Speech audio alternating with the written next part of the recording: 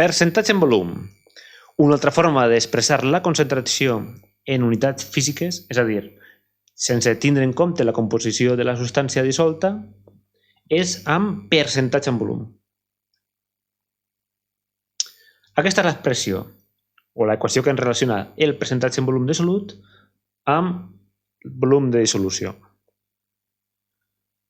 D'ara endavant, volum de solut, com sempre, el volum de solut el representem en puntets de color roig i la dissolució és la mescla dels rojos i blaus. Què representa el percentatge en volum de solut? Representa o indica el volum de solut que hi ha en 100 unitats de volum de dissolució. És un percentatge. D'ara endavant, per a abreujar l'expressió, sempre que fem càlculs, ho escriurem d'aquesta forma. B majúscula vol dir volum.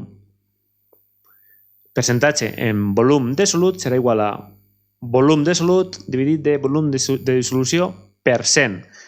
No té unitats, ja que és un percentatge i si ho expressem en litres dividit entre litres, se'n van.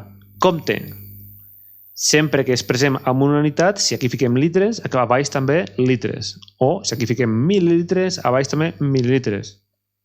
Les unitats han de ser les mateixes.